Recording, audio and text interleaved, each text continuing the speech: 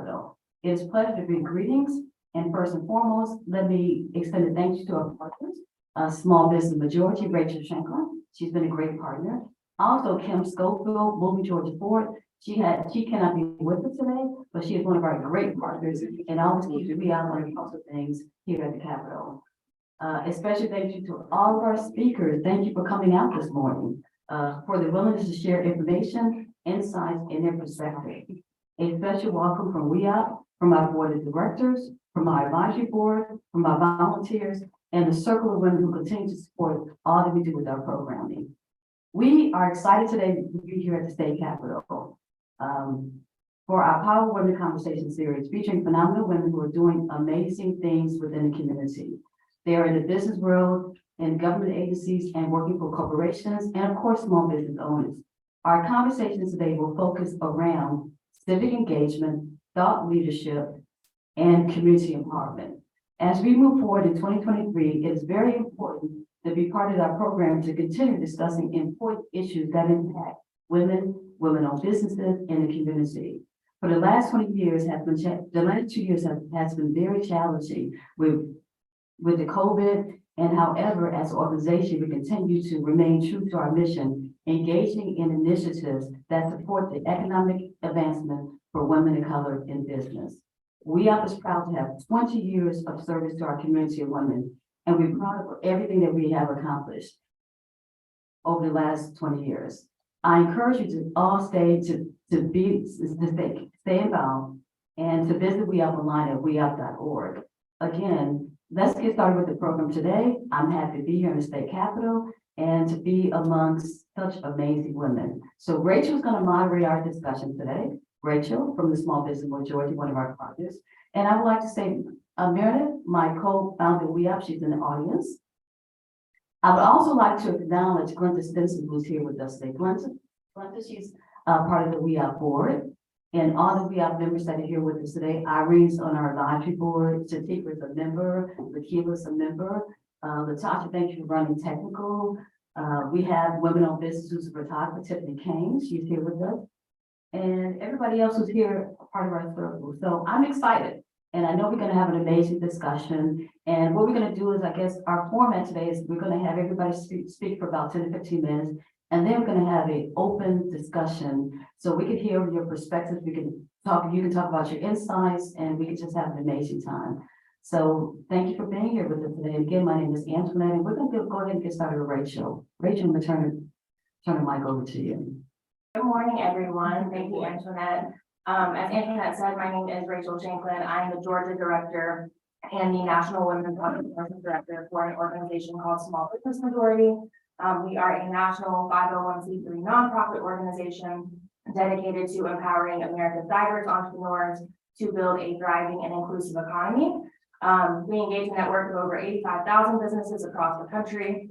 I manage and direct all of our Georgia work, so working with women entrepreneurs across the state to advocate for equitable public policy solutions that impact entrepreneurship while also providing access to business resources to folks that have been historically underserved. So working with Black-owned businesses, Latino and Latino businesses, rural businesses, folks that have, historically not had access to business resources. So being a hub and spoke for those folks. We believe that there is an authentic voice to small businesses that is not being portrayed when it comes to policies that impact entrepreneurship. So we have a spokesperson program where we train, vet, and help small businesses really find their voice as a brand, specifically when speaking on policies that impact entrepreneurship. So at the state capitol, there are a lot of big business voices, saying that we're a small business, but we have 299 employees. We know that a lot of small businesses, actually 99.7% of businesses in Georgia are small businesses with less than 10 employees. So those are the folks that we really try to advocate for.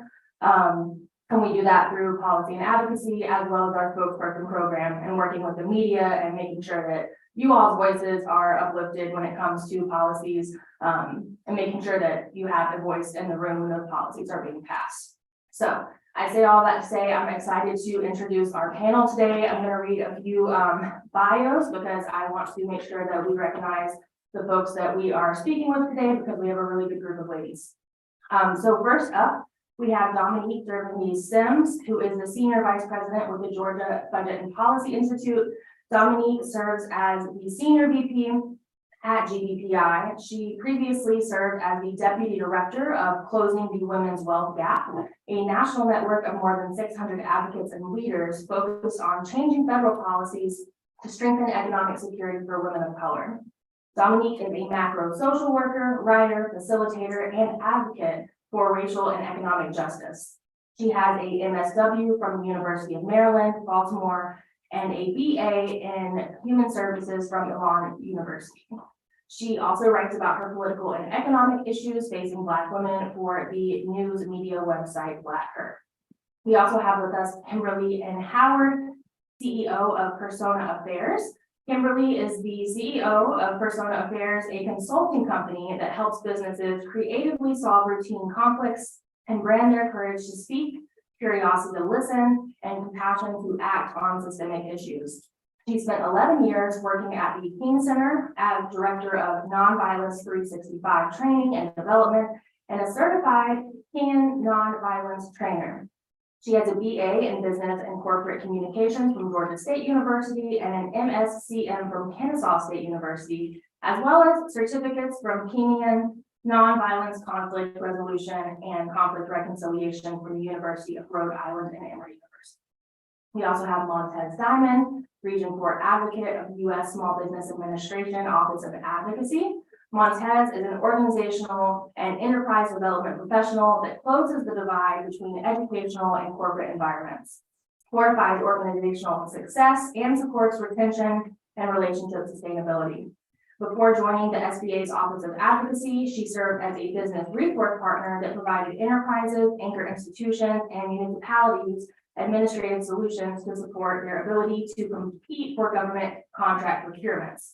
She also served as an arbitrator for the Better Business Bureau and a juvenile delinquency mediator. She holds a Master's of Science in Conflict Management from Kennesaw State University and a Bachelor of Arts in English from Howard University.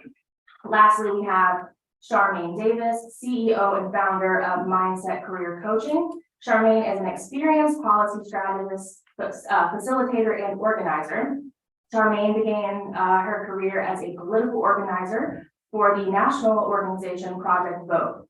She later became the state director for the Georgia chapter of 9 to 5, the National Association of Working Women. As a result of her work, Georgia expanded job protected leave, and Atlanta removed all questions regarding an applicant's criminal background from city employment applications. Charmaine promotes welfare of wage-earning women by serving as the Southeast Regional Administrator for the U.S. Department of Labor's Women Bureau. Charmaine Davis is a graduate of the Ohio State University and holds a BA in both political science and African American studies.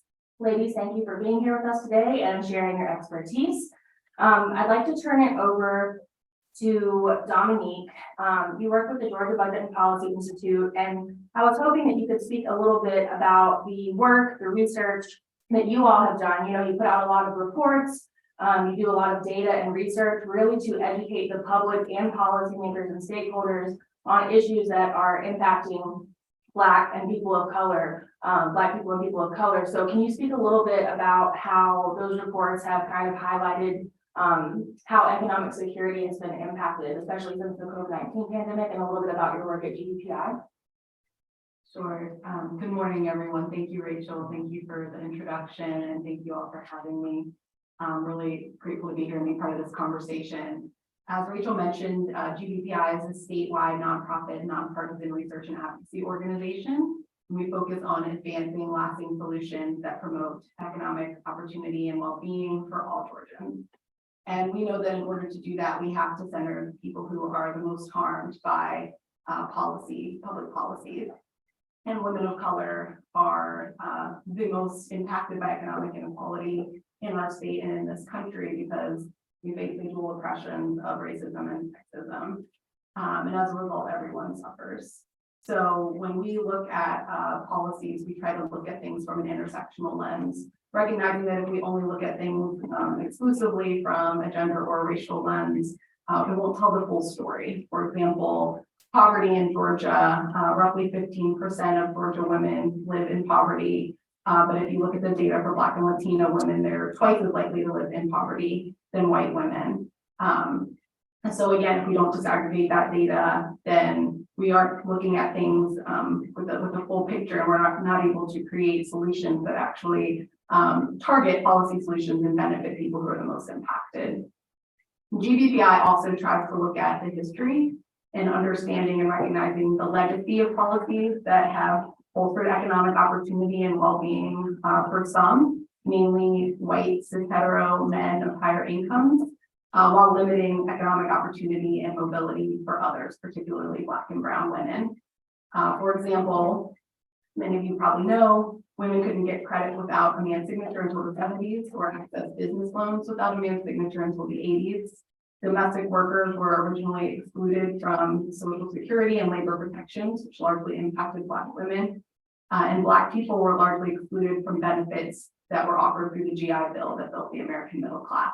And there's dozens of examples of how policies have boosted or blocked economic security and wealth building for households over centuries, and policies that continue to extract wealth, especially for Black and brown women, such as fines and fees for the criminal legal system.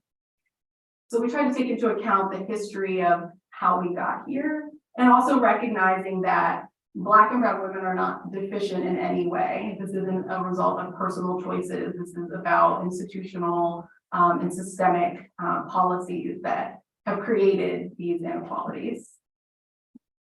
So one of the things, taking the wage gap, for example, into account, we know that Georgia women are paid just 80 cents on the dollar compared to white men, but Black women are only paid 63 cents and Latino women 55 cents respectively for doing the same work. And these income disparities persist across all different industries, all different levels, everything from the medical field to education to hospitality, from entry level to CEO positions.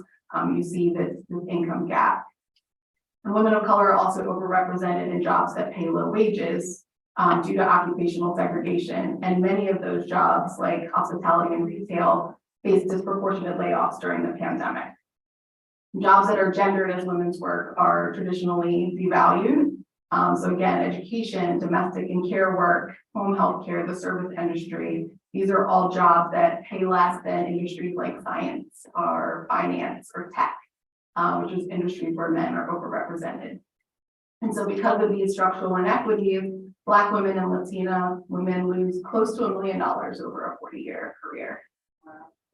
And we know entrepreneurs face similar barriers. Women of color owned businesses are growing at faster rates than other firms, but across the board, businesses owned by women of color are valued at about half of their male counterparts, with Black women's businesses having the least value. And again, this isn't because Black and brown women's businesses are not as good as businesses owned by white women and men, but it's because of structural barriers like access to capital and wealth and networks and resources and procurement opportunities, and the list goes on. And so the pandemic exacerbated a lot of these existing and underlying inequities, and Black and Latino women have not only faced unequal job loss, but are facing the slowest recovery. In Georgia, Black and Latino workers remained active job searchers throughout the pandemic and recovery, but were kept out of jobs longer and faced higher levels of underemployment, having to work less than full time or work in jobs that you're overqualified for. And unemployment and underemployment remains higher for women of color, and Black women have yet to recover to pre-COVID labor force participation levels. I feel like I'd be also remiss not to talk a bit about the implications of the U.S. Supreme Court decision to overturn Roe v. Wade and what that means for economic security for women of color. Regardless of your personal beliefs surrounding abortion, you have to understand what the economic impact of abortion for Georgia women will be, and particularly women of color. Again, from a historical context, Black women were historically forced into pregnancy, gestation, and childbirth in order to grow the labor market by their enslavers. And after slavery was abolished, some of the only jobs that Black women could get were child and domestic care work to provide for other people's children, but with limited support for their own family. Today, Georgia is home to more than 2.5 million women of childbearing age. Nearly 2/3 of Georgia moms are primary or co-breadwinners for their households, and for Black women, it's 4 in 5 or 80% primary breadwinners for their households. It costs roughly $10,000 to $20,000 annually to raise a child in this country. I'm a mother, I have a 10-month-old at home, and even with health insurance and a fairly easy pregnancy with minimal complications, I still had to pay more than $3,500 out of pocket for prenatal care and delivery and postpartum care. And that's just my medical care. That's not the direct costs that are related to food and shelter and clothing and childcare to provide for a child. And so we're going to see this abortion ban have the biggest impact on Black and brown women, from physical threats to their health and well-being. Black women are 3 times more likely to die from pregnancy related complications or childbirth related complications in Georgia. Georgia has one of the highest maternal mortality rates in the country, but also due to income and wealth inequality, women of color have fewer resources to draw on to travel out of state to get a safe and legal abortion or to support their families. And I think all working people should have the resources that they need to provide a good quality of life for their families and for their children to thrive. In this state and in this country, we do not have universal health care. Georgia has failed to fully expand Medicaid. We have just 3 weeks of paid leave for state employees, but that program is unfunded. And also 3 weeks is not enough time to even physically recover from childbirth. And we need paid leave for all workers in the state. It costs, almost a mortgage to send your child to childcare. And our schools aren't equitably funded. We don't have funding for students living in poverty. We don't have access to enough housing that's affordable. So all in all, our current policies aren't set up to support Georgia's women and families. So Georgia's sort of at this crossroads now. We have this $6.6 billion in surplus that we could be using to fund some of the necessary programs and services like education and healthcare and strengthen the workforce and small businesses. Another consequence of the pandemic has been these global supply chain issues that led to the inflation that we're experiencing and also record corporate level profits. Yet wages haven't kept pace with inflation for decades. So we're in this economy where corporations are winning, but Georgia's families are losing. We need to be using these surplus dollars in revenue to better support Georgians versus the things like corporate tax rebates. We need to adopt a statewide earned income tax credit that would allow low-income individuals and families to keep more of their earnings. We need to shore up our safety net. For every 100 families living in poverty in Georgia, only 5 receive cash support through the state's temporary assistance for needy families program. And the monthly benefit amount is only $280. It's been unchanged for over 30 years. $280 is not enough money for anyone to survive on in this state or in this economy. We need to stop paying people poverty wages. Georgia has the lowest minimum wage in the country at $5.15 an hour. Even though they have to follow the federal rate of $7.25 an hour, which is not much better. For most employees, there's still instances where you can pay people $5.15 an hour in the state. As I mentioned before, we need to expand the state employees paid leave program and create a state paid leave insurance program that would benefit all workers.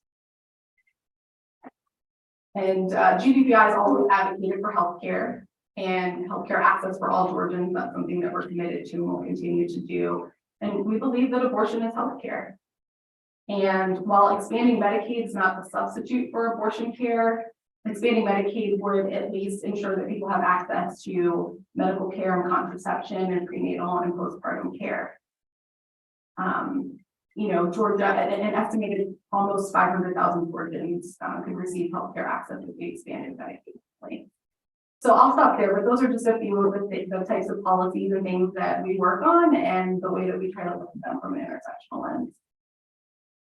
Thank you so much. And I'm so thankful that you spoke on the infrastructure piece because Georgia is not in a place to support women right now when we should be, especially when over half the workforce is comprised of women.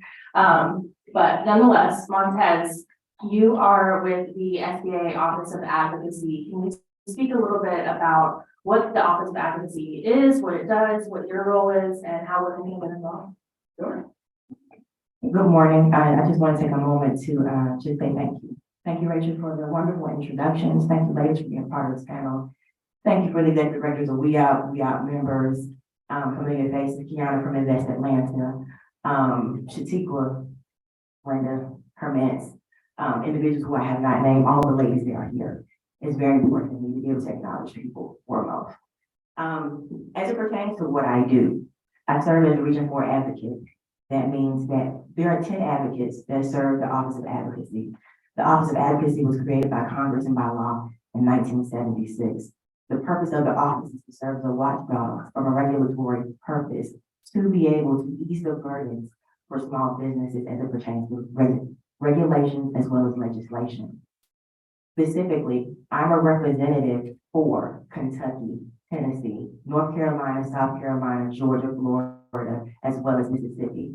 That means that I have an opportunity to be able to partner with the SBA administrators in all those states to ensure that small business owners have an opportunity. Small business owners, and let's unpack that.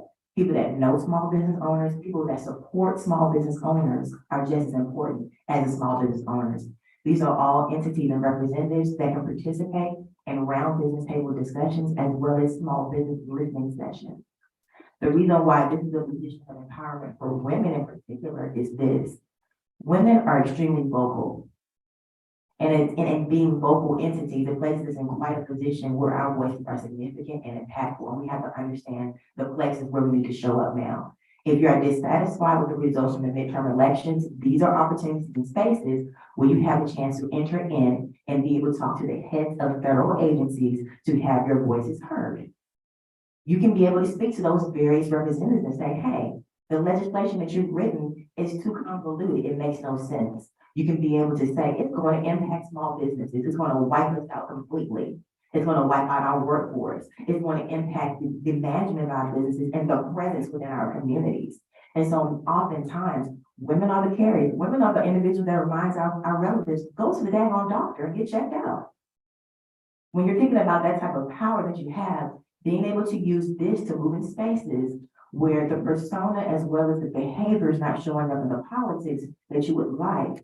Nonetheless, please remember that there are still policies. Y'all remember the little cartoon about how bill becomes a law? People tend to forget that that's a solid process. It goes through multiple reviews, and because of this, the solemnity of the process as well as the efficacy of the process, that actually positions women to be in a position to have a stake, to be able to have their voices heard in a different manner in a room full of people. And what you say, the comment is taken seriously. It is placed in the federal registry. It is then drafts are provided. They review the drafts. So what you have to say as a small business owner and as a woman is not taken lightly. Thank you so much. And I guess you kind of spoke to this about increasing opportunities for engagement on a federal level. If you want to participate in a listening session, please reach out to Monica. Yes. Yeah, first, I just wanted to hear Monteza's passion for what he's doing. She actually left for a small business to take the role with the SBA. So she has experience what goes on as being a small business owner. So Montez, I just kind of want to commend you on that. And to kind of share, because you're in a unique position right now, you went away from your small business, you stepped into this advocacy role. Yeah. And your perspective is so important because you were able to see what's all the things that go on with small business owners. Absolutely. So one thing that's very unique about this position is that when you provide a comment, you're in the room with individuals that are lobbyists as well as special interest groups. And so your voice particularly is heard. It's very fun to hear people going down in these rooms. Nonetheless, when you're able to provide alternatives, actual solutions to the regulations that are being presented, it's a big deal. It's even more important because, and I don't know if I want to get into this particular portion right now, but there are some particular regulations that are really important that I want to get this year. Okay, so there's some things up for comment right now. If you are a subcontractor for a construction company that has a revenue of 35 million or more, there's an attempt to force subcontractors to unionize. There's a comment period regarding that. If you're dealing with joint employer situations, and I can email this information to you when we exchange information afterwards. If you're dealing with a joint employer situation and you have contractors, there is discussion about how do you determine the extent of power regarding indirectly having power over what that subcontractor does. Paying attention to what they do you control how much they're paid from a joint employer perspective? There's also an opportunity to comment as it pertains to the difference between independent contractor and employee status. As a result of COVID, there was a wellspring of entrepreneurs, and it happened to muddle the waters as it pertains to how you legally handle the criteria regarding the difference between an independent contractor and an employee. And as you have administrations, Biden administration versus Trump administration, volleying power back and forth, we now have an administration that has decided to tighten the harnesses as it pertains to determining exactly what the criteria consist of and what are the tests that are being used. You also have the USDA seeking commentary for comments as it pertains to the Inflation Reduction Act. That means that they're looking for small businesses. They want to fund small businesses that have renewable energy ideas and sources and ideas regarding opportunities regarding USDA. I don't know if you paid attention to the fact that now they're asking people to register their gardens through the USDA. Don't do that. Nonetheless, what you can do is you can participate in opportunities to say, hey, I have a new project. This is what I'm capable of doing. It's going to deal with biofuels, resiliency, things of that sort in order to forecast from a futuristic perspective. So those are the main comments that are going on that are available for comment right now on the registry. Where can ladies find where to submit a comment at? Sure. You can use, so they have, there's a couple of processes you can use. What's considered to be the pre-regulatory comment period is when you take in business roundtable opportunities. That's the information that I can email to you. Then you have a comment period where you can actually go on regulation.gov, where you can submit your comment on whatever is available on that website. You can also visit sba.advocacy.gov. It will provide you with research per state, business facts. They pull their information from the census, as well as information regarding the regulations and comment periods that I was discussing. And they also provide research information. What I did not explain is that the office I work for operates out of 3 buckets: economic research, regulatory, and legislative research, and then the advocacy part. I serve as a small business outreach part for the economists as well as the lawyers that review the various legislation that I'm talking about. I'm glad that you brought up the using your voice and sharing your comments on things, and that kind of brings up, if you all don't know, you're sitting in a committee room right now. So the Georgia Senate and the Georgia House uses this room to pass policies during the Georgia legislative session. So where you're all sitting right now is usually where I sit, is where all the policymakers sit up here, but you as a woman-owned business have the opportunity and really the right to come into this room during the legislative session and speak on policies that impact your business. The same way that you can submit a comment, you have the right to be here at the podium to say, hey, this bill is actually not good for my business, or this bill is good for my business, and this is my personal testimony on why this should or should not pass. So I just wanted to flag that as well. Any other comments about testimony? Okay, awesome. So moving on to Kimberly Howard. We would love to hear from you about your perspectives on diversity, equity, and inclusion, specifically on issues that are economic issues that impact women of color, and just a little bit about your experience, if you don't mind. Okay. Very diverse, given that it's diversity, equity, inclusion. But I focus on belonging. And so from diversity, it's a given. The planet is diverse.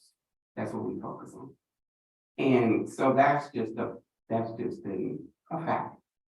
Yeah, equality or equity, which we were talking about, is very hard to achieve. And that's a choice. Okay, you can choose to be equitable. Whereas inclusion, that's also a choice. But a lot of times, as we're talking today, you may be included, but you may not be heard, you may not be respected, and most likely you're tolerated. And so with the B in DIEB or DEIB, which is belonging, that's the outcome. That's where it's the first time women, people of color, they get buy-in. I have to feel like I belong now that you're acknowledging my diversity and that you're trying to be equitable and you want to include. So I focus on belonging when it comes to leadership, because if you're a business owner, side business owner, you're a leader, you're self-leadership. We're talking about some very serious issues, but how do you stay whole? How do you stay focused while you're going through this? How do you not violate someone else while you're leading your business and you're negotiating your contracts? So my background is in conflict management, reconciliation, resolution, and mending. Mouthful. And so I have a branding company, it's Persona Affairs, so I'm a wordsmith. The words matter. So when you look at conflict management, you're basically trying to keep the peace, but you haven't solved anything. Resolution means to resolve.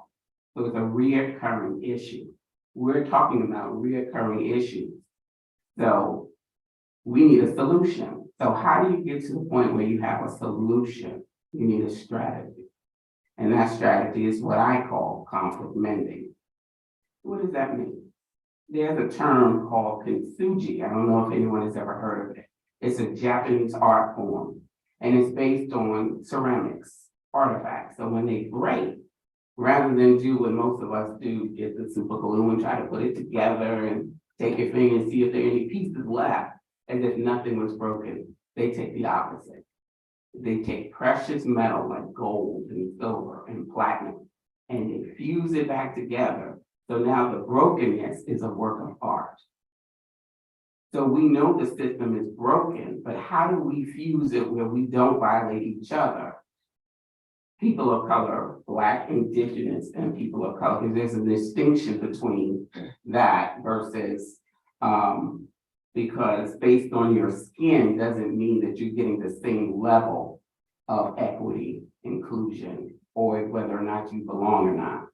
So it's a broad field, but there's a hunger, especially from the federal government, state government, for diversity, equity, inclusion. But is it checking off the boxes? Belonging, you can't check off the box. You need buy-in. So that's what I focus on, helping leaders get buy-in from their people so that we can build a belonging sense of culture. How do we have empathy? We're hearing about curiosity. Curiosity is not enough. Why? Because I can be curious as to why you have a jacket, but that doesn't mean I respect you. I see you as an equal. I gotta wonder, what were you thinking? What were they thinking when they decided to not pay for these services that we need? How do you engage where I can still see your humanity, so you can see my humanity, so we can solve the problem? So that's what we mean as entrepreneurs. Whether you work for a company or not, you're signing a contract that you're using your services for an employer to benefit from. So how do I go into my negotiation saying, hey, I understand you have a budget, and I understand that you may be a small enterprise, but I will not devalue my worth. I will not submit a proposal so you can steal my ideas. Right. Won't do that. So there's certain things that but how do you do that where you're not bitter, upset, and you self-sabotage? Or you start saying to yourself that you're not supposed to be in a room when there's systemic issues that are set for you not to be in a room. So that's some of the things that I focus on, and I'm enjoying the conversation so far. Thank you so much for that. And really, as you were talking about the diversity, equity, inclusion, and the systemic issues, something that I've heard, at least in my research, is some people use the term JEDI. So making sure that justice is at the beginning of diversity, equity, and inclusion, because without justice, you can't have accountability for those DEI goals. Like, we have to focus on the economic justice piece when talking about the policies that impact women of color and BIPOC businesses. Can I answer that? Sure. Because I actually sit on a committee and they want to add accessibility. And, isn't that supposed to be involved in inclusion? The justice, isn't that supposed to be embedded in the equity? So if we get distracted by adding certain things and not focusing on racism, systemic racism, then we're doing a resolution and we're not solving the problem. Thank you. So, yeah, Tell me what you said about devalue your work, which is, I mean, we all kind of struggle with that, how we don't devalue what we do. Because the fair prices as small business owners, so they kind of resonate with me. Yes, because it's easy to, it's what we do to ourselves and what the expectation is. Especially if you have a network, it's like, okay, you're gonna give me a good price. No, this is my price. I'm not gonna get this time back. Right, yes. My children can't be with me while I'm working on your project. So this is my price, and it's okay if you're not my customer, Right. but this is my price. I'm gonna move over to, Charmaine. You know, you're a business owner, you work with the Department of Labor, Women's Bureau. Could you give us a little bit, I know that you're gonna talk about the power of an op-ed, and for those of you who don't know what an op-ed is, it's an opinion editorial piece. Local newspapers, hit up your local newspapers, like you will have a really good opportunity to be a voice in your community by doing so. But Charmaine, I'd love to hear your perspectives on how op-eds or being a voice in the media can influence, shape, and inform others on their opinions when it comes to the business sector. Well, first, thank you, Rachel, just for that question, and thank you, WEOP, for having me here. Good morning, everyone. As has been said before, yes, I do work for the Women's Bureau, but I'm here in my capacity as a life, career, and mindset coach. And so as a career coach, I'm helping women advance in their careers. As a mindset coach, helping women to really shift their mindsets so that they are adopting healthy mindsets so they can set goals, achieve those goals, walk at a greater level of confidence, and then ultimately live the life that they want to live. And today I do want to talk to you about, drafting op-eds, but really I want to speak with you about becoming a woman of influence and stepping into being a thought leader.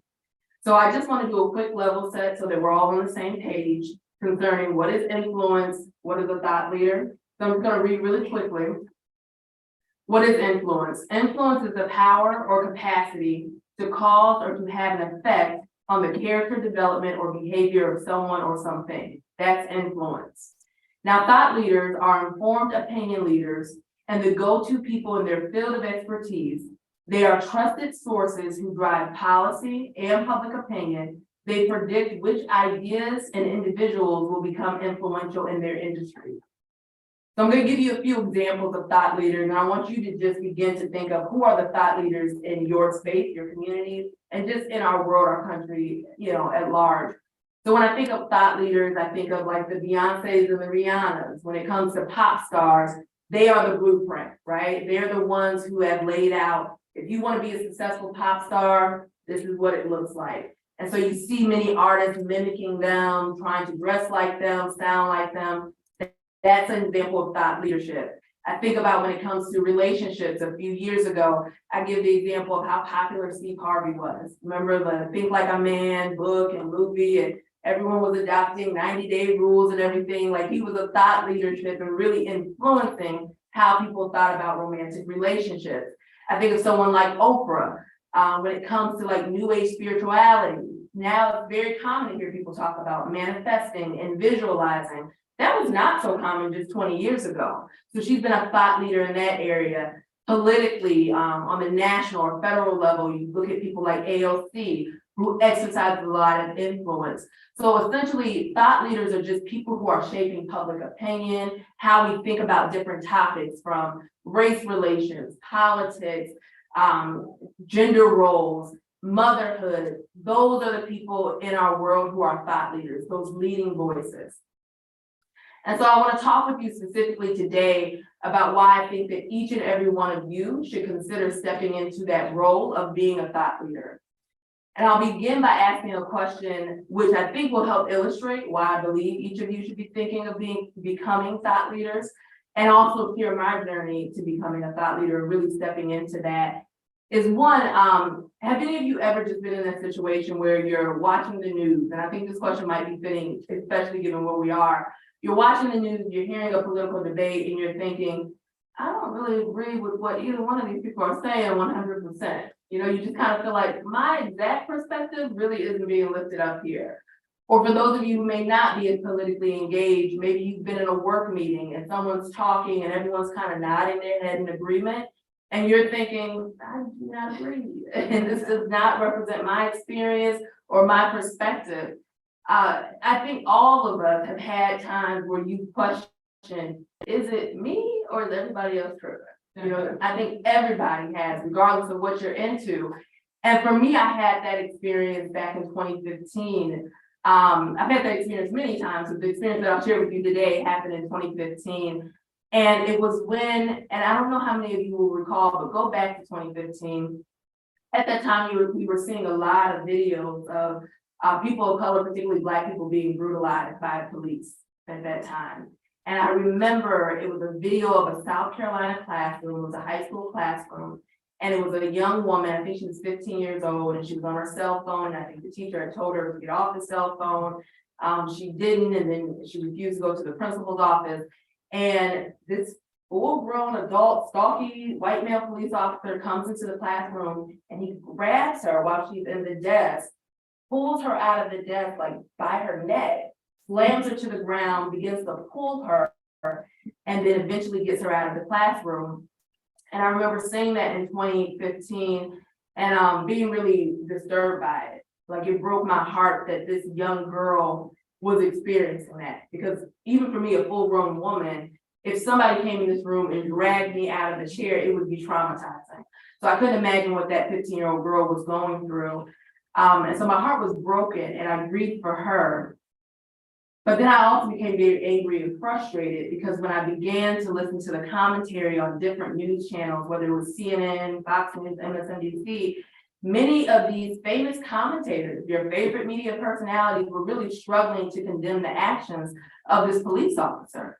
They were saying things like, well, we don't know what happened and I need to see more before I'm willing to condemn it. Or her refusal to get off her cell phone, that actually provoked the violence against her. And I was turning from channel to channel, and this is what I was hearing. No one was willing to just say directly, you know what, it's never okay for a full-grown man to pull a 15-year-old girl by her neck and drag her out of a classroom. It was mind-blowing to me that now that statement was controversial and open for debate. And so I was angry and I was frustrated. And again, I just wasn't hearing my perspective lifted up. And so I decided to take that anger and frustration and just pen an op-ed. And what some of you have in front of you, I didn't make enough copies, so I apologize. But it's a portion of an op-ed that I wrote and then pitched to the Huffington Post that was published. And in that op-ed, I just talked about like, hey, where are we as a society where we just can't condemn the action that we've all seen on this video? And that op-ed was shared over 1,000 times, and people who read it, I remember women coming up to me and saying, thank you for sharing that. Thank you for lifting up that perspective. And me taking that frustration that I was feeling and penning an op-ed and putting it out there, it allowed me to step into a different level of influence and really embracing being a thought leader. Because what I was doing by penning that op-ed is, one, I was encouraging unknowingly women who look like me to express their opinion publicly, to put their perspective out there. I also was giving people language, right? I think many people were watching that video and it didn't feel right, but they didn't necessarily have the language to articulate what is wrong about what I'm saying. And so I was giving people language to push back and say, no, we shouldn't be normalizing the abuse and violence against young Black girls and women. And so that's a part of just being a thought leader, changing the conversation. A situation was being spoken about in one way, and then by putting something out there publicly, I was able to shift the conversation. And so that's what I mean by like stepping into being a thought leader. But I want to share with each of you some stats on why I think that, again, each of you should be stepping into becoming thought leaders. If you look at who are the thought leaders in our country, again, I'll share some stats with you. Did you know that 84% of experts cited on Sunday morning television political talk shows are men? 90% of top Hollywood producers and directors are men. 76% of tenured faculty at top universities are men. And this may have changed earlier this week, but about 80% of Congress are men, right? So the perspectives of women, women of color, they're not being lifted up nowhere near or anywhere near the degree that they should be getting lifted up. And so that's why I want to encourage each of you to step out there, become a thought leader in your field. And before I close, I just want to give you some practical next steps and how you can really embrace and step into the level of influence that you can have in becoming a thought leader. One, for me, I had to start by determining what is the area that I want to have influence in. And my focus is really race and gender and where it intersects. But for you, it may be different. You may want to redefine how we think of success in business, or how we look at motherhood, or whatever it is for you. But you need to determine where is the area that I want to have influence. That would be the first thing. Secondly, you gotta apply yourself, right? You gotta grow in that area of knowledge. So that may be reading books, attending trainings, conferences, but growing your area of knowledge. Third thing that I would say is growing your experience. As I've been pitching op-eds throughout the years, like I've been published in the Huffington Post and CNN and AJC and different publications. But the reason why, or one of the reasons why I think that they've been willing to publish some of my pieces is because they know I have over 15 years of experience actually doing the work to advance equity, gender equity, racial equity, improve working conditions. So in addition to gaining the knowledge, you gotta put in the work, right? To be deemed a credible source. So when you put pieces out there, people are willing to listen and publish it. And then the next thing is actually, if you want to be a thought leader, you have to be willing to step out there and be vulnerable and share your thoughts. Share those controversial opinions, share those things that maybe you're getting shut down at work or don't necessarily feel comfortable sharing. You have to be willing to put your thoughts out there. And that can be in the form of a blog, a podcast, social media. But op-eds, I think, are just a really easy entry into thought leadership. I like to give the example, especially for business owners. In 2020, when we were all kind of stuck in our homes, if you were an interior designer and you pitched an op-ed to the AJC about, how can you, what colors or what type of interior designs provoke peace or whatever, that would have probably got published because a lot of people were stuck in their homes and they were looking to make their spaces one that were peaceful and, tranquil. And so you could have pitched a piece in 2020 as an interior designer, and then all over the city of Atlanta and even larger, people would have been seeing this is an interior designer in the city of Atlanta. And those who were considering redecorating probably would have reached out to you. You would have stepped into being, having a greater level of influence. And so that's an example of how even as a business owner, you can really step into that space. So many of you have like the excerpt from the op-ed that I wrote, but then on the backside, you see an outline of an op-ed. And I've given the link to Antoinette to share with all of you. I'm going to be teaching just a quick workshop on how to develop just the basic outline of an op-ed. It's going to be free to WEOP members, so I encourage you all to use the link, enroll in it. So I want to share that information with all of you so that you all feel emboldened to get out there, step into your influence and become the thought leaders. Because you already have the expertise, you just gotta walk in it. So I want to see each of you doing that. I'll turn back over to you. Great information, Charmaine. I was taking notes over here as well. Thank you for that, and definitely sign up for Charmaine's workshop. I'll also mention at Small Business Majority, we host media trainings. So how to speak with reporters, how to develop an op-ed or a LTE, which is also a letter to the editor. So if anyone is interested in that as well, I have some cards and we can definitely connect on how to get that going. So those are the questions that I had for the panel. So now we're going to open it up to the audience. Does that sound good, Antoinette? Okay. Any questions from the audience for our panelists? Don't all raise your hands at once. Lakila? Hi, my name is Lakila Bowden. I am the Chief Operating Officer of IC Technologies, which is a diversity, equity, and inclusion consulting firm. And Kimberly, it's great to be here in person with you because we met at a WEOP event virtually. You know, everything that you all are doing, there's so much, like it's such good work. And I'm sitting here listening to each of you, and I would love to sit down with each of you, but I think that, you know, we all have a certain amount of capacity, right?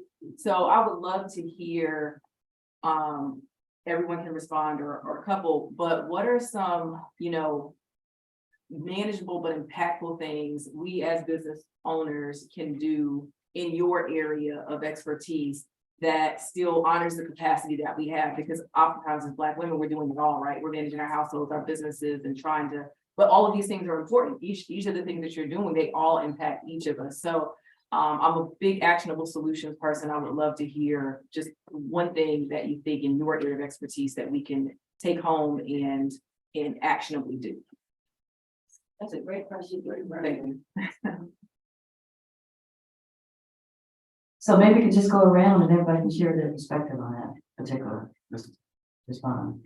I mean, Well, yeah, just for clarity, so you're talking about like, just kind of help to balance it all and make sure you're setting boundaries according to your capacity. I want to make sure. More so from you know, to actually have an impact or influence, do something with your area of expertise that you're sharing with us, so that we can, maybe we can't do it all, but we can say, okay, well, this is something that I can take along and do right now, or put my effort into. Yeah. So for me, like obviously I spoke about thought leadership, and so I want to see everyone step into that, but it looks differently, right? Like I enjoy writing.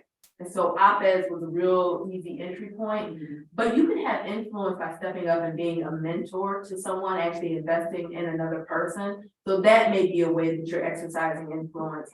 It may be you're actually working with an organization, and like we are, right? You're working with them, and in an area that you know that you have expertise, you're willing to share it maybe at one of the meetings. So it could look differently, but I'm a big believer in like you pour into yourself, but then you pour out. Right? You invest in others, you kind of pay it forward. So I think when you do that, like when you're willing to give, like it's going to come back to you. So that would be my suggestion, is just to figure out like, how can you give? How can you be an influence? How can you like impact the world around you? And then you just set your own boundaries according to your capacity, whether it's, oh, I can pen an op-ed on this, or I can speak here, or I can mentor someone. So those would be my thoughts on it. Hi, thank you for the question. Yeah, so, you know, again, we do research and advocacy work and definitely want to encourage others who are interested and willing to get involved in advocacy to do that. We actually have our outreach manager, Tasmin Masaber, here, and she leads our advocacy trainings. So for folks who are like, I don't know how to do advocacy, or what does that look like, especially around like the state budget, right? The state budget impacts all of us. It is a statement of values. How are we investing our dollars, our resources? Are we building a better social safety net, or are we doing things that are actually harmful to our communities? So for people who are interested in that, you know, we could provide details about trainings that we're hoping to do. And we also do partner with Rachel and Small Business Majority on a lot of the different policies that I discussed earlier, and how to, you know, help people get involved. So I'd say that's one thing if folks are interested in being involved in the legislative session, which kicks off in January, and understanding more about the budget and how it impacts your life. And we can provide more training and resources on that. Dominique, what is your next training session? Great question. Dad, do we have anything on the docket? We don't have anything planned, but we really try to make each of our trainings very specific to the folks in the room. So, you know, if any of you guys are interested, we'd first love to talk to you about the kinds of information and content that you're trying to get. We will specialize the information to your audience. So if you're interested in anything like that, we'd be happy to chat and make sure that we give you the information that you need. Yeah, like we could partner with WEOP to provide a training like specifically for your members. Okay, that was something folks were interested in. I processed the question a little differently, because immediately I think of what can you do based on the lens that I have that I think will take you to another level, if not the next. The first thing I want you to think about how many books you've read. You should be reading at least 60 books a year. Because just like with the op-ed, you have new information coming out all the time. So if you're ahead of the curve because you know what's going on, you know how to situate your business, you know how to prepare for contracts and seeing what's out there, going to listening sessions. And I also think about a book called, it's called The Blessing, Women of Color Teaming Up to Lead, Power, and Thrive. It's called The Blessing, Women of Color Teaming Up to Lead, Empower, and Thrive. And it's from Benita C. Stewart and Jacqueline Adams. And they talk about the challenges of women, and they did a survey. Google actually sponsored it, and it highlighted how many women of color started businesses, have side businesses, more so because of discrimination they're experiencing in the workplace. And so, since my focus is leadership, if you have a business, what is your goal? Or is your goal to have a 500 staff business, brick and mortar? Then you need to focus on your culture. How are people going to feel when they're in your space? Are you going to be diverse, equitable in your space? And I think about how do you have self-care? What self-care are you looking at while we're in these times? Because you can't lead if you're empty. And one of my clients who's great, and she said, we pour into a lot of people, and imagine yourself being a gallon and you're pouring into all these people, because that's what you do. You help, you serve. There's a need. But where are your gallon-sized people to pour into you? So it's not just networking for profit, it's how do you make sure, again, you stay whole and you can be resilient. Because we're in interesting times. And we're in times where people are grieving.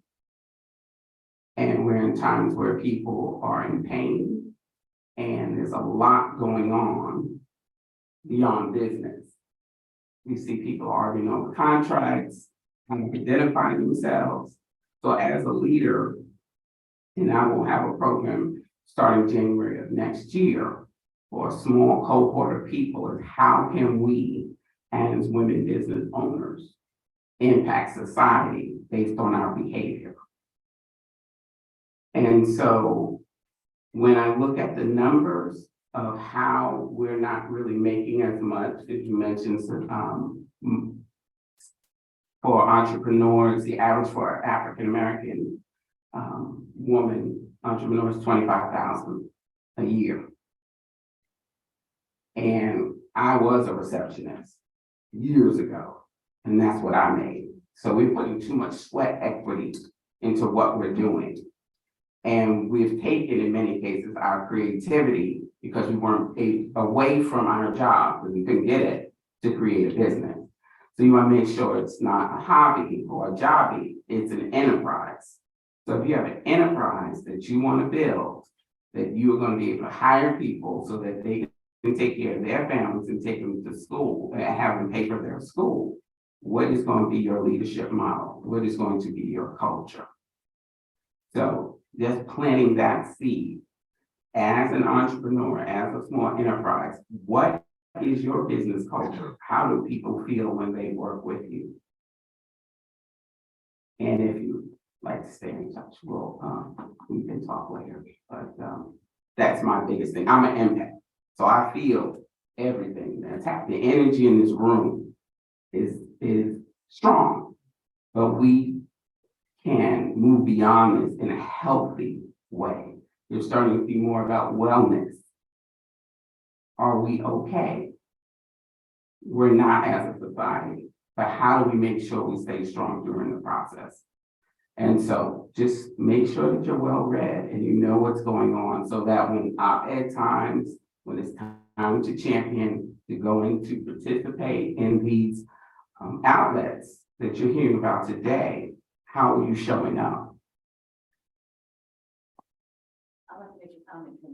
You said read 60 books a year, which equates to 5 books per month, which equates to 1 book per week, Right, which is not bad. not bad, given we have Audible. Thanks for bringing it And you don't necessarily have to read the entire book. You may get one nugget that can take your business to the next level. Do you mind repeating it? Sure, it's A Blessing, Women of Color, Teaming Up to Lead, Empower, and Thrive. And what's important about this book is they did studies from 2019 to 2021, so they have the impact of COVID and the numbers of how it has impacted people of color. And it's, don't have just one Black woman or one Hispanic woman. You need to have teams of women when you hire them, because they can take your business to the next level.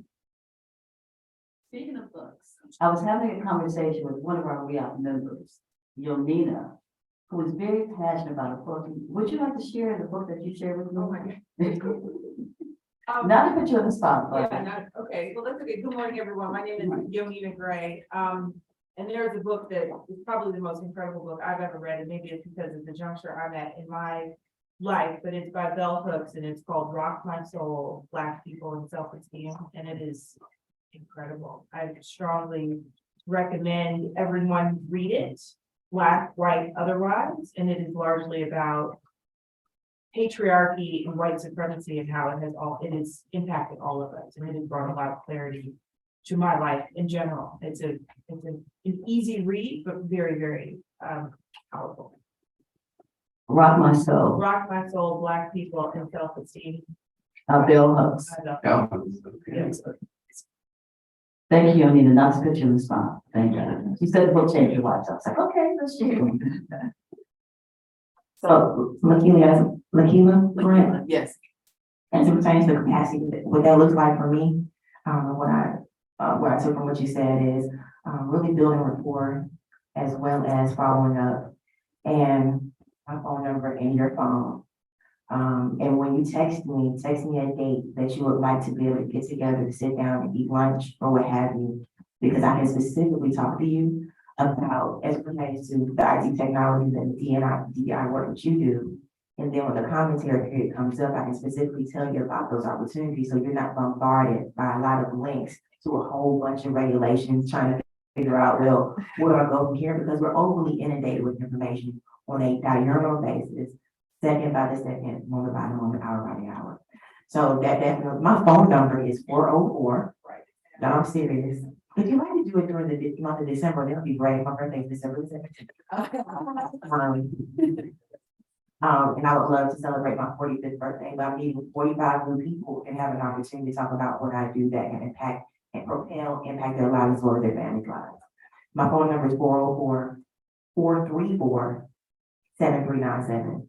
404-434-7397. If you can let me know your name, a date and a time that you would like to meet up, so I can talk to you about those particular the commentary periods that are coming up that specifically impacts your businesses and other people's businesses, that could be mindful of that as well. That'll be extremely helpful for me to get the word out. Thank you all, and I would be remiss if I didn't, shameless plug, highlight our small business spokesperson program. Your mention about capacity, I've heard across the board from business owners in our network, because you all are doing so much at once. So the goal behind small business majority advocacy work is making sure that lawmakers, reporters, media outlets hear from real small business owners on issues that matter most to small businesses. So what does it mean to be a small business spokesperson? You mentioned with low capacity. We talked about letters to the editor. We talked about testifying in Congress or for state lawmakers. What small business majority can do. You know, we're a national organization. I manage our Georgia work, but we also have a national communications team. Oftentimes reporters will reach out to us as a business organization and ask us, do you have a business owner who can speak on workforce shortages? Do you have a business owner that can speak on economic security because of the Roe v. Wade overturning? That's when our team looks into our, crew resource management list and says, oh, this person said that they are willing to be a spokesperson on this issue, which is healthcare. Or this person wants to be a spokesperson on taxes because a certain tax credit will benefit your business as a Black-owned business, et cetera. So what we do is connect you, say that you're working your, I'll say 7 to 9 business because we're working all the time, but we'll send you an email and say, hey, Lakila, we have a reporter who wants to speak on, for you to speak on this issue around DEI. Are you available to connect with the reporter? The deadline is this Friday. From there, we'll work with our communications team with you, bring you in and say, what is your perspective on this, and help you create that language to submit to either the reporter or the media outlet, what have you. But they come to us for those opportunities, and that's kind of how we really bridge the gap when it comes to, because it's hard to, and I'm thankful for your guidelines for the op-ed, but putting together your words sometimes can be challenging because it just is, but we have a communication specialist that can help you write out that language and get things placed. So you are more reputable in your community as a thought leader, business leader. I'll give a quick example. We have a Georgia Small Business Council. We have about 13 business owners, all business owners of color. We have 1 white woman, but all minority. The woman that was recently featured, she is eligible to benefit from Medicaid expansion. So she makes just enough where she doesn't qualify for Medicaid, but she makes too much, she makes too little to actually buy a health insurance plan. So she put in what we call the coverage gap. So she's unable to have health insurance. Senator Raphael Warnock last year spoke about the Medicaid Save Lives Act. His office reached out to us and said, do you have any business owners that can talk about access to healthcare? He was able to get a photo and her story. Her name was Amy Golowski. Get her photo and her story on the Senate floor and talk about her specific story to all of Congress and saying, this is a business owner who's contributing to the economy, who's paying taxes, who is participating as a citizen. She deserves the right to healthcare. So really elevating personalized stories. People need that. People need the storytelling. They need the narrative building to make sense, especially for white people who don't interact with Black people. Like, we have to be able to really bridge the gap when it comes to the narrative building, because, and this is why I'm so passionate about this, there's a lack of representation when it comes to business voices, when it comes to policies that impact business. If you're not in the room, people are not going to know that you have an alternative perspective. So I say all that to say, we have a spokesperson program. You can also sign up for our newsletter and things like that. I'll be around with my cards, but it's something that's very important to me because this will be my 8th legislative session working this around the Capitol. And there are usually just very big business voices. You don't see the diverse representation of Georgia's business owners, which are much needed when it comes to the policies that impact you all. And I want to make a more equitable economy for all business owners. So that is my little piece. Any other questions for the panelists? I have a question, Charmaine, for you, Charmaine. And I know with the op-ed, what about with the pitching portion of it? Because I've been doing articles and pitching and it have not been picked up yet. Any strategies on trying to crack the code with how we can post in some other outlets? Yeah, it kind of is specific, like I think what helped me a lot in pitching many of the op-eds was kind of using my title, to be honest, like my role as a state director for a national women's organization, and then just being really strategic about which pieces I was pitching. But I would be happy, like even in the op-ed class, like going through what a strong pitch consists of, so folks will know. But I think first kind of starting off with a list of publications that you want to reach out to, and kind of just being persevering through the rejections. I don't know if there's a way around it. Like I received a lot of no's before I received a yes. So it may just be you're going through the process. But if there is something about like your specific pitch, during that op-ed training, I'll go through how to draft a strong pitch. But yeah, that's one of those things where I probably would want to see what you've already put out there and then be able to give feedback. Can I add on to that really quick? I'll also say, which I'm not gonna speak on what's going on with Twitter right now, but in the past, Twitter, a lot of reporters are on Twitter and will repost their articles and things like that. Our communications person will DM them and say, hey, we have business owners that want to speak on this. Also, certain reporters will write on certain topics. So like the AJC, I know a reporter that writes specifically on healthcare. So if you find a reporter that's writing about business, they usually have on the AJC or whatever news outlet, they'll have their email. So making it your niche based on like what specific topic you're focusing on. Because if you just send a broad email to ajc.com, like it usually probably won't go anywhere. So also use LinkedIn, definitely a good resource as well. Any other questions from the audience? I have a question. My name is Kiana Jones and I'm a small business advocate for Invest Atlanta. And I'm gonna say this. My boots are on the ground like every day, connecting with businesses that are quote unquote in need. And I work in a lot of the disinvested areas. Donnelly Hollowell, MLK, Metropolitan Parkway. And even before we can get to access to capital or technical assistance, a lot of these business owners, male or female, they have problems with wraparound services, housing insecurities. And I don't want to cry when I'm saying this, but I'm gonna hold myself together. They have problems even before we can get to the financial part. So where's a place where they can plug in and talk about this openly to get support? Because they wouldn't come here and express that. But me, going one-on-one, taking the barriers down so that they won't, making them just feel like they're in a safe, comfortable setting. Where's a place where I can go and at least advocate on behalf of this particular group? Because that group is out there. They're not being heard. They're being overlooked. They are some really good, fantastic business owners. Would you be willing to record them and keep their faces protected if that's an issue? So you hear it from their voice, so you can get their, not just their perspective, because it's hard to represent so many different people. Right. And then be able to maybe share it with the right outlet.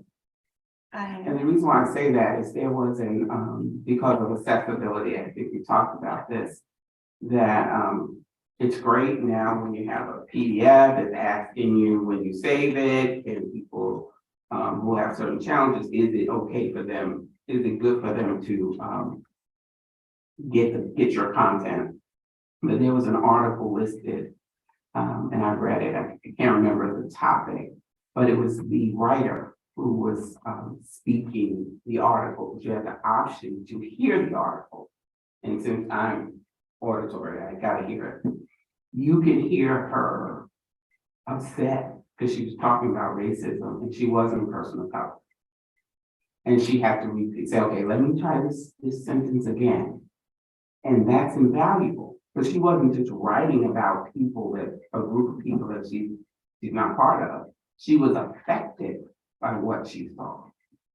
So the voice is something that you can possibly capitalize on if you can record their perspective and say, this is why I'm recording it, because I want to give it to someone who could maybe help your situation or understand that your voice isn't heard in different ways. I'm an answer person from New York. Thank you. So maybe that'll help. And there's something I think that we really need to start thinking about, because there's a messaging going around that starting a business is like economic opportunity. It's open to everyone. And a lot of times, some of the people that are starting businesses really don't have all the tools and resources that they need to start those businesses and or access to some of the programs, because having a business is extremely difficult. So you might, people in underserved areas, they're starting businesses, not really being able to access capital, resources, counseling, coaching, having people around who's going to buy their programs and services. So that's a hard question that we really need to start thinking about. that when we tell people that are in certain income levels anyway, can they start a successful business? So maybe it doesn't like, maybe it's not a business, it might be network marketing or something else, because you have so many people now who started businesses who are failing at businesses. So we have this rapid start of businesses, and now we have a rapid failure of businesses. Because there are not enough resources out here. We just have to be real about that. Where can you go to get coaching and counseling, access to capital, all the things that are going to help your business thrive? I know people in business that have left their corporate positions, they're running their businesses, and they're still struggling with a network of other people. So I think that's the hard person that we have to start looking at, how we can support each other, of course, but not everybody's going to be successful in business. What are the economic alternatives as we think about moving forward?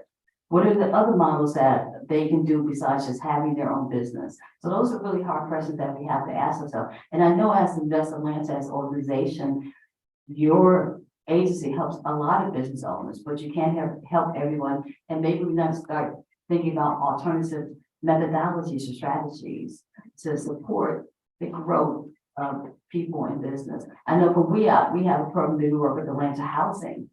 And we support their women in business, but there's so many other things that they have to deal with. From leaving the Atlanta housing to trying to find affordable housing, and even people making a certain income level or challenge with that as well. So there's just a lot of things that we really have to think about as we support and recommend people going into business and so forth. Yeah, and also I have a consultant I'm going to connect you with, and she focuses on exploring an idea and determining whether it is a true business opportunity. And not a hobby. And not, well, you know, it's not even a hobby. It's like, oh, this is great, and I'm gonna get ready and dive into it, and it isn't a business opportunity. And sometimes you can stop it right there, and they can modify it, but that's be realistic before they take whatever resources they have and dump it into something that's just an idea. I just wanted to add a comment, and it's someone that I want to introduce you, Antoinette, Marriott, to. I just met a woman at a conference I went to last week who helps get small Black businesses into the airport and starting where they are. So like, or airport stadiums, things like that. So that's someone I'd like to connect you with as well, because I think sometimes we don't know what opportunities are out there. And there actually are programs that help us start where we are. So, you know, thank you for asking the question out loud. You by chance, you don't have any inroads. You by chance have any inroads to the urban league? Because they do have both, they meet the needs of both, which is providing background services, as well as economic development and business coaching. I don't. Maybe you can share it with them. Something else I heard you saying was, you mentioned that folks wouldn't come here to share their story, or wouldn't feel comfortable coming into this room. And I think one of the challenges I know that, you know, Georgia Budget and Policy Institute faces is like, we are kind of removed from like where we fit. We're more of like a grassroots or intermediary organization, yet we know that we actually need to hear directly from people who are experiencing the most harm. And there's a disconnect. And so I think something that we're trying to think about, maybe even from perspective, and I'd love to hear it, is like, what is it that we could do to make ourselves more accessible, create a more safe and trusting environment and relationship with people in communities so that they would feel comfortable sharing those stories, or they would feel like they could trust us, you know, in order to help them give their testimony or help them be a part of these conversations, or create, you know, like use the leverage and influence that we have to create more space and, you know, really pass the mic to them. Like that's something we're interested in doing, but there is that disconnect to your point. And I think we need to do more from where we sit to like make ourselves more accessible and reachable. But I'm definitely curious if you have any like ideas or insights about what that might look like or how we might do that. Not at this time, I don't, but I have a card, we can, you know, exchange ideas and, you know, about that. To see where it goes, because that population, they do exist and they're not, you know, vocal about their, you know, the things that they're going through at that time, or not feeling, you know, comfortable and able to express themselves in an environment. I feel comfortable, you know, that's why I expressed it, but a lot of the business owners may or may not, you know, feel comfortable. Can you share specifically with your role at Invest Atlanta? What do you provide? It's a new role. It's a small business advocate. And it's only two of us. We cover the whole, entire city. I think Invest Atlanta heard the cry of the city also. They were known for being in this, the pie in the sky, the 29th floor of the Georgia Pacific building. But they're taking a different approach now where we're actually like boots on the ground, going to businesses saying, hey, what do you need? I'm here for you. A lot of people, would turn their nose up at Invest Atlanta. And I've heard this, and that's why I'm gonna say, oh, they don't, belong to Black people. And I'm like, no, that's not true. It wasn't necessarily your race. It could have been something with your application, your credit score or whatever it is. So I'm there to try to communicate and be that conduit to say, hey, Invest Atlanta is here. They're trustworthy. They have programs available for, you and your business, and go back to Invest Atlanta and say, hey, well, these are the things that the business owners are dealing with, and try to bridge that, gap only in these, particular areas. Did that make sense? Yes, and because as I look at the audience, I have a few ladies that I hate to call people out, but Hermes has a great kind of interesting business. Can you just share, because one thing about when you think about small businesses, she's doing international business. So at WEOP, we encourage women to think not only locally but internationally. So Hermes, if you could just share with them, she's bilingual, she's doing business internationally, and we try to encourage women to, as they look at businesses, to really expand their scope. So if you could just say hello and briefly share what you do. Okay, hello, everyone. I've been a member for what, four years, Mhm. right? Yeah, so I work with leaders who believe that they're culturally competent in because they manage or oversee large companies or businesses with multinational, cultural, racial staff. However, they are clueless when it comes to cultural communication. They're clueless how to actually include their diverse staff in the decision makings that are necessary to push the work forward.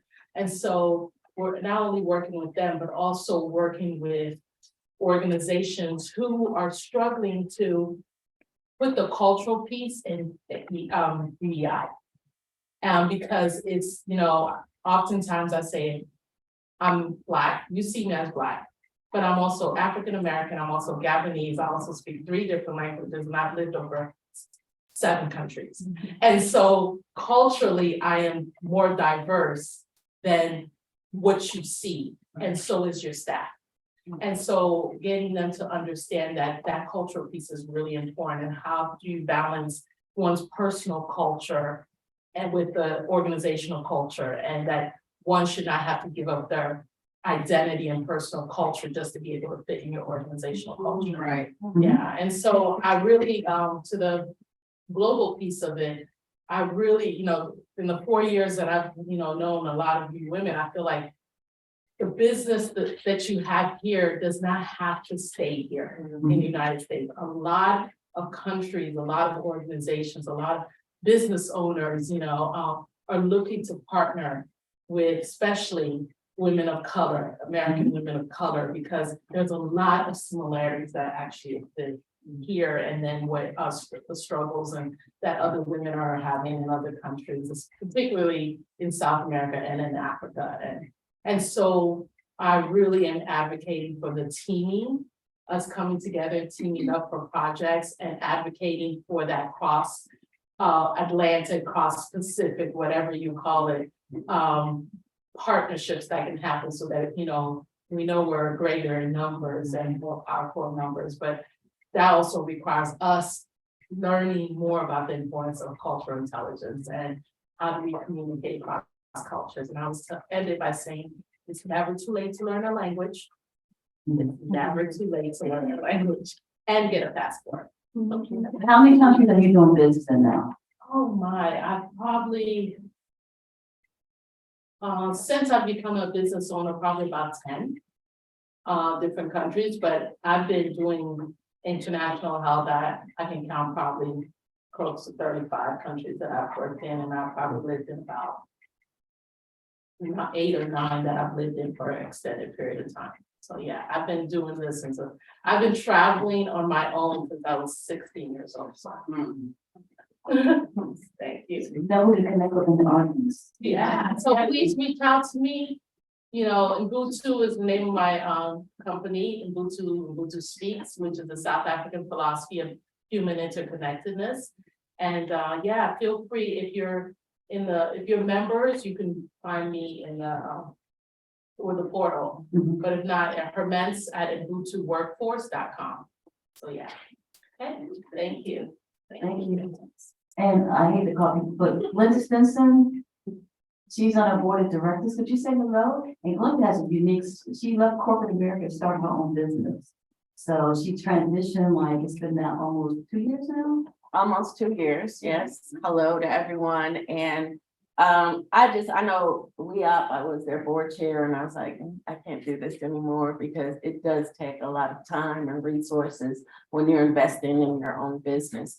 I am with Civic Business Development Group. We are business consulting, but we focus on supplier diversity programs, working with corporations as well as the small businesses to be prepared to do the work with the corporations. However, I look for authentic programs or to grow authentic programs. If they're just focused on the goal setting, we have to meet a goal in order to satisfy our clients, then you're not the customer for me. We work to remove the illusion of inclusion. So we work for not just supplier diversity, but business diversity. So that is educating your work staff, your employees in terms of the cultural aspects. If you have values that are laid out for your company, do you live those values beyond the operational concept of your business? And so we work to educate and bring that together. I love WEOP. I've worked with WEOP for I don't know how many years. I keep trying to add them up. Yeah. But one of the things that I commend most of the women who are members or participate with WEOP is that you do come together, you do support one another. And I will tell you, we hear a lot about discrimination. There is systemic discrimination, but part of that systemic discrimination comes from within our own community because we were taught there's only room for one, there's only room for two. And so when we get to that certain level, we feel as though we must move that next person out, or we must somehow capitalize on what they've gained to kind of move ourselves ahead. But the one thing that I've always seen with WEOP women and the businesses to come together is that camaraderie, that support, and to just continue doing that with the education is going to move us so much further than we ever thought we could be. But we need that education, we need the policy, we need each and every one of you. And so thanks to WEOP, and I look to connecting with everybody. So, thank you. One last shout out. I wanted to, we have our partnership community collaborator here, Shanika. You want to say hello for a few minutes? Oh, sure. Hi, everyone. My name is Shanika Shamako. It was really nice to hear your story. I manage a boutique consulting firm in the global health space for a nonprofit. So I do work in over 30 countries right now. I'm doing surveillance systems. It's really great to understand the diversity piece. One of my roles, especially sitting in global health, it's not a very diverse community, just in terms of people actually visiting other countries and doing work. But I have the opportunity to work with women and not just work with women, but build capacity from a tech perspective. So I've appreciated very much the conversation today. And I think it's super empowering to know that whatever position you're in, whatever space you're in, you have an opportunity to use your voice and to use your influence and be a thought leader in many different ways to advance equity and other types of missions. So hello, everyone. Looking forward to connecting after we wrap up. Thank you. And another laundry board member, Irene, who's always jetting internationally. You want to say hello?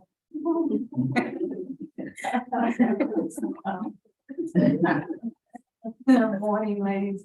Irene Jones, I'm a real estate, broker as well as a real estate investor. She's right, I just got off the flight this morning, getting in from St. Louis this morning on the first flight back to Atlanta. To make it here for the, gathering this morning, and, I invest in real estate, so I hopped on a new, line of business for my business. I started scaling into what we call tax sale properties.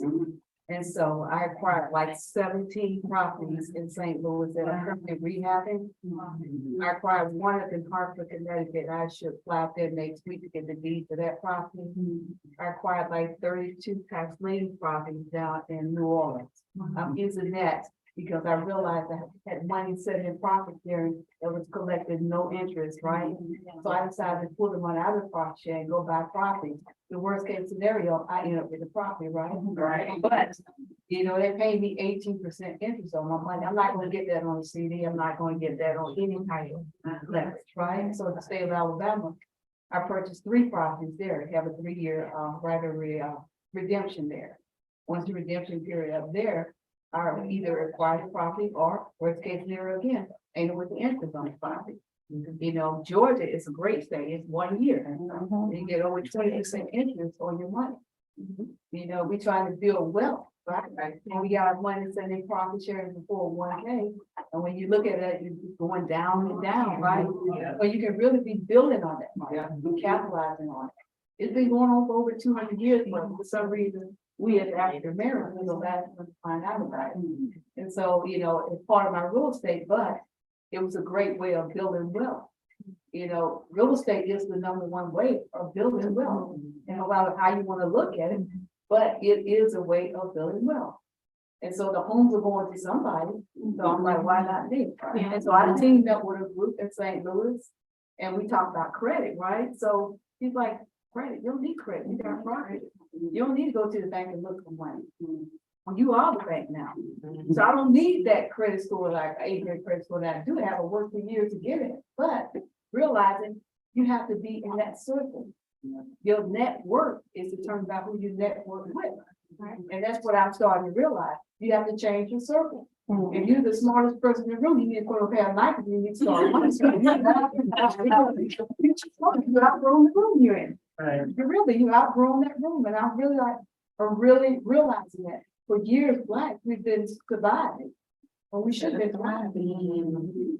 You know, you get your paycheck, you go home, you know, you're happy, you know, you take care of your family, but you're not building generational wealth. You're rich. I don't ever want to be rich. I want to be wealthy. You know, and I'm gonna land the mic there.